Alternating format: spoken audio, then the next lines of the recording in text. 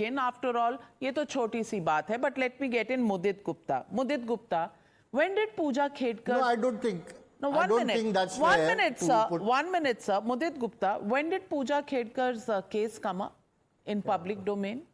It's been almost a week now, more than a week almost. More than a week? And when is the first statement of cutting short her probation come from the Lal Bahadur Shastri Academy? Probably today.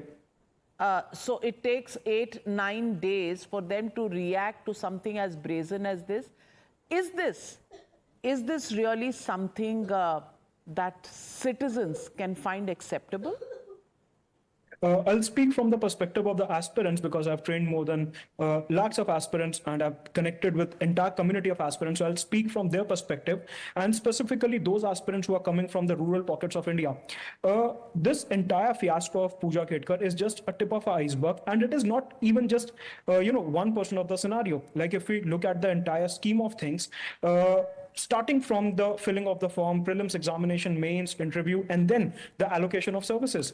The prelims examination, UPSC takes around 11 months to release the official answer key, whereas the other examinations release the answer key within the 48 hours of the exam. The aspirant who has prepared diligently for 2 years, 3 years, 4 years, and even in some cases 7 years, he has no idea what wrong did he do in the examination. And UPSC takes around 11 months. And also, to add to the injury, UPSC discards at least 2 to 5 questions every year on the pretext that those questions were wrong or the English or the Hindi translation were wrong. Now, my question is, one side, you have this sacrosanct attitude that, okay, we are UPSC, we are a constitutional body and we set up the toughest paper in the country. And on the other side, you are not able to set 100 correct questions in 12 months' time. You are not sticking to the syllabus. On your official website, you mention that the syllabus for the UPSC Civil Services Aptitude Test, the CSAT test, would be mathematics up to the 10th level. And then there are questions that are not even, even IITians are not able to solve it. There are hundreds of IITians and engineers who are unable to crack the CSAT paper just because the level of exam is such.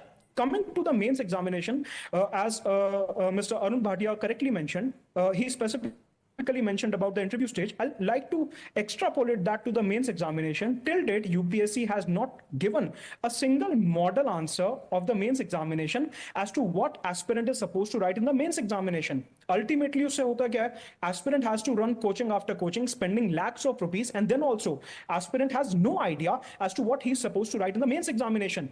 Coming to the interview part, again, it's a luck pot. You take out the chit, you get a specific board. You have no transparent criteria as to which interview board you are allocated to. Even though you are performing significantly well in the mains examination, you have no grip over the interview process, and UPSC has never released any statement as to what they're exactly looking at. Also, in the beginning of this program, you showed a figure, 310 crores allocated for the training and everything. And yet, the first thing that the candidates do when they are selected in the merit list, they associate themselves with certain coachings. Now, in their official uniform, they are going to certain coachings during their official hour. And mind you, the salary is being paid out of the Consolidated Fund of India. That adds to the fiscal deficit. And yet, you are not able to fulfill all your demands within your official salary. And you have to associate yourself with the coaching institutes to give guidance for mock interviews, answer writing. And during your office hours, duty hours, you are appointed to serve the servants. And now you suddenly have this feeling that I need to serve the aspirant community. But then that's not what you are appointed for.